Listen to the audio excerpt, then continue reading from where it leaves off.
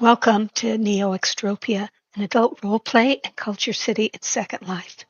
Here, roleplay intertwines with music, art, creativity, connection, and nightlife as the rift carries voices and stories across time and worlds. I'm Grace Aeon, and this is Tales of NeoX. The rift brings many into NeoExtropia, but few embrace it as completely as Vivienne Ravenwood. From ashes and silence, she built an empire of velvet and steel. Her words trace the rise of the Ravenwood, not just a casino, but a throne at the heart of Skyport Bury. These are her chronicles. The Ravenwood is almost ready. This is from Vivienne's first journal entry, let's just say a while ago. Far from the ashes. I refuse to look back. The past has nothing to do with me now. Let the others talk about it, analyze it, wallow in it. The future is what I have. The Ravenwood is nearly ready, lights calibrated, glass polished, no dust, no mirrors, no secrets yet. What stood here before was nothing special, just another failed attempt to sell distraction in a city too alert to be fooled. A rundown casino dressed in nostalgia and bad credit. They called it a gamble. I call it a foundation. Now the structure has weight again. The bones are still sacred. The old house of stillness, built by techno-monastics who thought serenity could survive the future.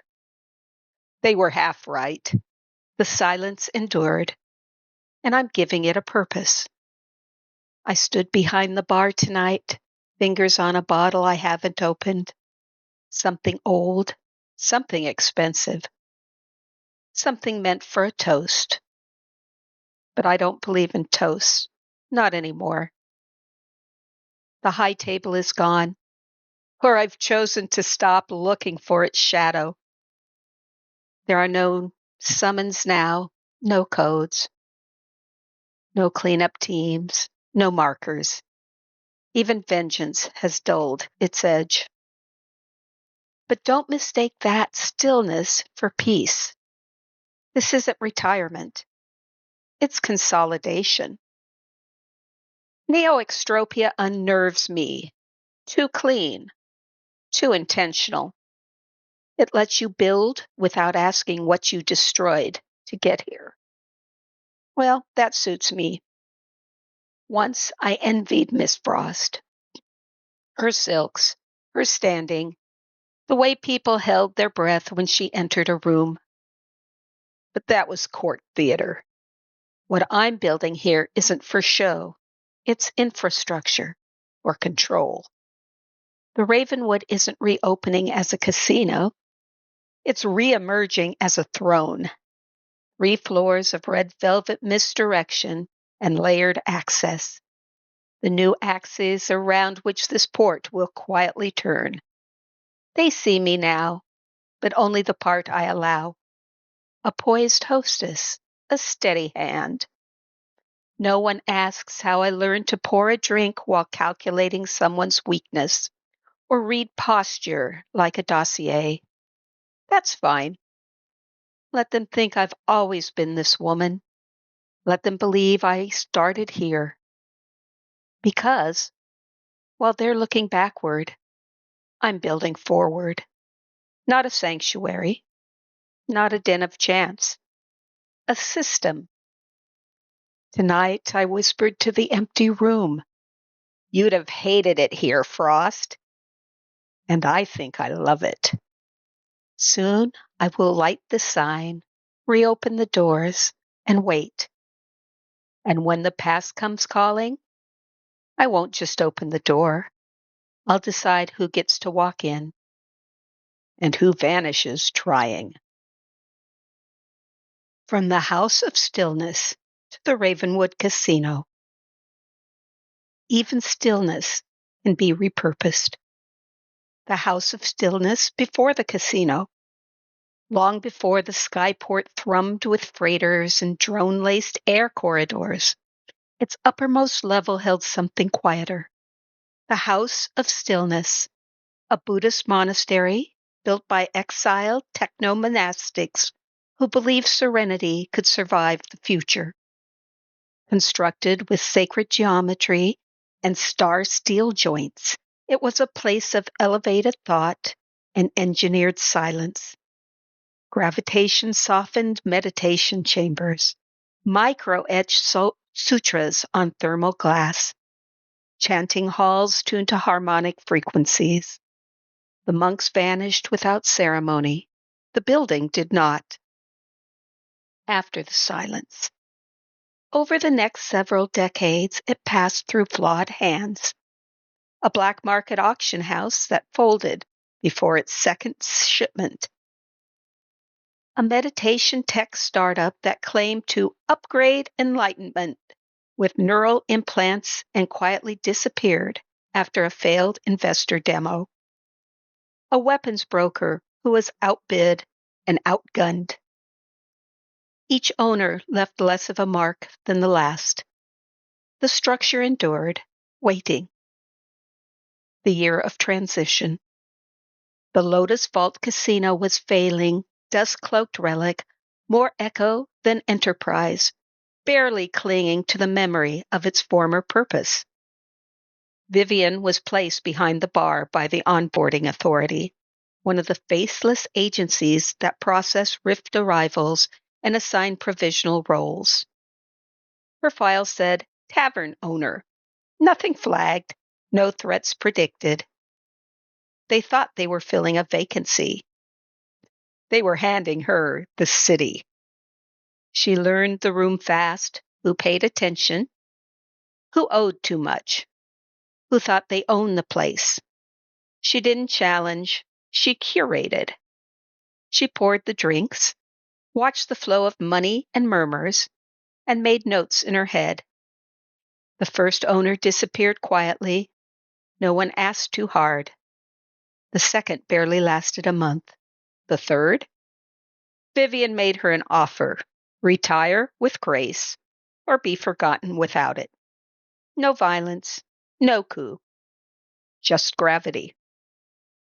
By the end of that first year, the name Ravenwood wasn't just on the deed.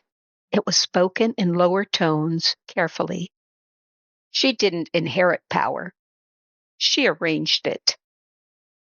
The Ravenwood Casino now. The Ravenwood is no longer a place of prayer. It's a 3-story casino where fortunes change faster than the airlock cycle, and control is an art form. The first floor, gambling proper. Carefully monitored tables, discrete digital interfaces, and house odds that always seem just fair enough. Second floor, lounge and VIP room for deals best made out of view. Liquor smooth, conversation smoother, stakes unspoken. Third floor, Vivienne's domain. It's not an office, it's an overlook. Everything filtered up, nothing escapes notice. The original bones remain, sacred lines beneath synthetic polish. Vivienne fills the space completely. There are no echoes, no monks, no ghosts. Only Vivienne. Sayings and rumors. If she smiles at you twice, you're either in deep or already lost. The house always wins, especially when she's not smiling. They say she's still waiting for someone. Just one person. You'll know if it's you. My city now. Let me make something clear. This place, Skyport Berry, is not a republic. It is not a council. It is not some starched utopian wet dream. It's a threshold. People come here because the towers are too tight, too watched, and too safe for the kinds of lives they lead, because below has rules they can't follow or won't. because they want one last shot at power, profit, or escape. And I let them, because I decide who rises and who falls. There is no law here but mine, no justice but what I allow, and no currency more valuable than knowing when to keep your mouth shut and your blade hidden. You want to move product through my airspace? Pay. You want protection? Earn it. You want to challenge me? Try. But understand, I don't forgive, and I don't forget. The Ravenwood isn't just a casino, it's my throne. Skyport Berry doesn't run on fuel, it runs on favors, secrets, and fear. And if you're standing here thinking you can change that, you don't understand where you are. You are in my city now. Vivienne tinkers. Vivienne Ravenwood never called it a workshop. To her mind, it was a reliquary. The table was strewn with fragments of another century, anodized steel, carbon fiber grips, brass-cased cartridges. The workbench stank of solvent and oil. Vivienne preferred it that way. It masked the cleaner smells of NeoExtropia, recycled air, antiseptic polymers, the synthetic tang of tech that had never known dirt or blood. The rifle lay disassembled before her, each piece aligned in ruthless order. She could have used a pulse rifle, a sonic scatterer, 100 other toys the city trafficked in, futuristic miracles as fragile as their batteries. She did not trust miracles. A bullet was certainty, metal, powder, ignition, forces as old as the rift itself. You could jam a signal, crash a power cell, scramble a targeting array. You could not stop physics. A slug of brass and lead did not negotiate. It tore through flesh and bone with the same answer every time. She always carried a blade, and she knew how to use it. But she had lived long enough to know the only rule that mattered. You bring a pistol to a knife fight, and you walk away. Her fingers moved across the weapon like a pianist, pin and spring clicking into place.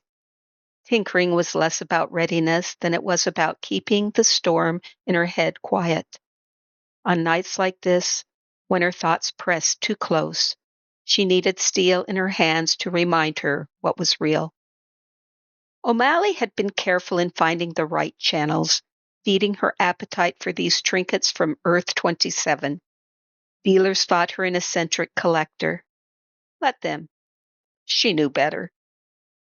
Her gaze flickered to the holoscreens, contracts pulsing like veins of light. Too many names, too many debts to collect. She reached for a cartridge, slid it between her fingers, and thought briefly of Miss Dagger. Now that one, at least, would understand. The pistol was never obsolete. It was honest. Honest in a way no one else in this city knew how to be. Vivienne pressed the round into the magazine with a hard, deliberate push. The sound was small, but final. You want what?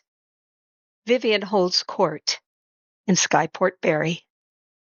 A cautious voice broke the hush. Miss Ravenwood. A gaunt citizen in a chain-stitched jacket stepped forward, clutching a data slate that flickered with incident reports. I won't take much of your time. It's the open ledges on the promenade levels. People, sometimes they lean too far. Railings would keep them from, his voice caught, from falling. Vivienne sat motionless in her raised chair, its sweeping curves almost regal. Her hair swept into a precise updo that left her neck exposed to the chamber's warm bronze glow. From this throne-like perch she regarded him through the muted pulse of honey-lit wall panels and the silent watch of automated sentries in each corner. After a measured moment, she spoke, voice cool and unfaltering. Order, not mercy. The citizen swallowed. The sirens outside. Calls for help when someone... Stop. Vivienne cut in, her tone soft but absolute. She took the data slate and then pressed a fingertip to it, causing the projection of falling edge incidents to hover in the air. She watched the flickering points of light carefully, showing no reaction as each case scrolled by. After a long silence, she said, You want railings? You'll have railings. She leaned forward slightly, green gold eyes steady.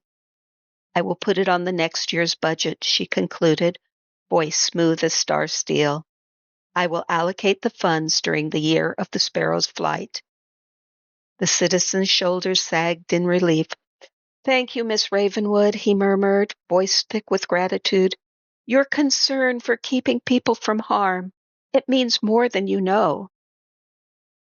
Don't thank me for saving lives. Thank me for preserving order. He bowed and then backed away, taking the steps back to the casino floor. Vivienne remained, the hush and the hum of her court serving as a reminder that in her domain, every request was cataloged, and every decision kept the city in line. Rails and Near Falls, a Skyport Berry story. About Skyport Berry. High above the towers in NeoExtropia, suspended in the clouds lies Skyport Berry, the hub of the city's supply chain. Cargo lifts, steel spans, and suspended rails keep goods moving between the world below and the sky beyond. Fortunes are gambled in its halls, and laws are written by none other than Vivienne Ravenwood. Floodlights made the new railing span look like a stage no one had been dressed for yet. Wind came in off the port and lifted the caution tape into the little flags. Tamsin Vale, the maintenance supervisor, walked the line with a torque wrench, counting anchors under her breath. Vivienne watched from the catwalk, coat dry despite the weather, attention moving the way a level finds true. An edge runner cut across the deck. Too quick, too light. One of the young unemployed who ran the edges for sport. His sneaker caught the edge where the safety rail ended and the air began. The deck flexed. One bolt on the corner plate turned a fraction and clicked. Tamsin moved before the scream, hand to harness. Yank back, both of them thumping hard onto the steel. The bolt rolled in a slow circle, bright as a coin. They lay there breathing, the runner staring at the dark. Tamsin staring at the fastener. That's not loose, she said, voice flat. That's milled wrong. She dragged her thumb across the threads. Head stamps off. Threads are cut, not rolled. Lightweight counterfeit. It'll pass torque, then shear under load. Vivienne stepped down to them. She picked up the bolt and ran a fingernail across the threads. Sabotage, Tamsin said. Vivienne weighed the bolt in her palm, feeling the counterfeit lightness. Bad stock dressed up as spec, meant to pass inspection and fail under feet. Her gaze cut to the fastener bins. Tag this lot. We'll follow the invoice to whoever paid for a fall. Vivienne held out a hand. The runner blinked. Name? Vivienne said. Leo, he managed. You'll handle tools, not run edges, she said. Stay with Vale. Tamsin pushed to her feet, jaw set. We shut the span. We audit every anchor. We ride it, Vivienne said. Vivienne walked to the central post where the crew taped shift notes and grocery lists and jokes. She pulled a marker from Tamsin's vest and spoke while she wrote on the rail, the words landing in a single line that sounded like a rail seating into place. From this hour, she said, and the crew nearby went quiet to hear it. No span in Skyport Berry opens to foot or freight until every anchor is double signed, one by a licensed hand, one by a citizen witness, and any tamper found, send it to the Ravenwood. She put the period in with a dot that bit the paint. Shut this span, quarantine this slot, swap every fastener from it before we open. Tamsin read it once, then again. We'll lose time. We'll lose rumors, Vivienne said. Time is cheaper. She turned the bolt in her fingers. Whoever milled this will try their sabotage again. They want failure to look like our carelessness. Tamsin glanced at the runner, at the edge, and then back to Vivienne. What do you want from me? 3 things, Vivienne said.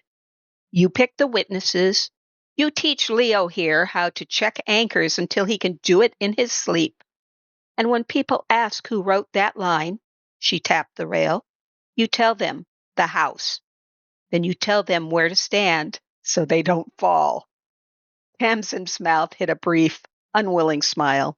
Yeah, I know. Order, not mercy. Maintenance is order, Vivienne said, returning a brief smile of her own. She handed the milled bolt to Tamsin. Hang that by the tool cage.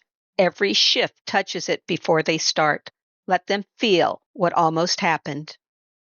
The crew began to move again, slower, smarter. Tamsin clipped Leo to her belt and set about the audit, voice even, hands exact. Someone took a picture of the sentence on the rail and sent it down the line. By the next span, it was already a rule. Vivienne stepped back to the catwalk. The wind had shifted. The flags lay down. She watched until the first 2 signatures went onto the first plate. When she left, the words were already shortening themselves the way useful law does. Double sign the anchors. Maintenance is order.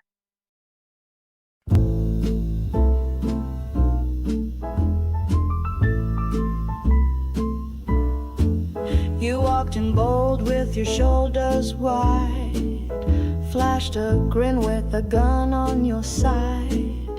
Thought you'd write your name across my sky. Didn't stop to ask who lets you fly. This is no haven, it's a line in the sand, and I'm the one with the city in hand. You see lights and luck, I see debt and sin, and I never lose the house I'm in. You think I don't see you, darling, I built this view. You think you're making moves on me. I wrote the rules you're trying to use. This is my city now. No law but mine, no mercy given unless I allow. You wanna rise, better know how to kneel, 'cause here the deals are etched in steel. Skyport Berry doesn't run on grace, it runs on secret silence and lace. You think you're bold, but you're just one in the crowd. This is my city now. They come from the towers with rules in their mouths, from below with debts they can't speak aloud. Chasing power, chasing goals, but I hold the ledgers, I balance the cost. They ask for favors, they play a charm, but they never see the wire till it does them harm. You wanna see it, learn the cost. This city counts every line you crossed. I don't chase power, I sit with it. I don't make noise, I permit it. I don't need a crowd to know I've won. I stay standing when the night is done. This is my city now. No law but mine, no mercy given unless I allow. You wanna rise, better know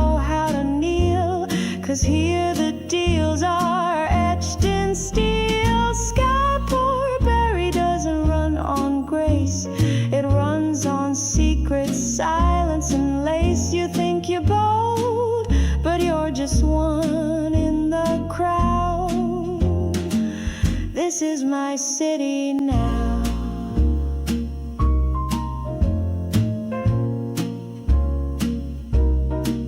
You must be new, so let me offer one last kindness.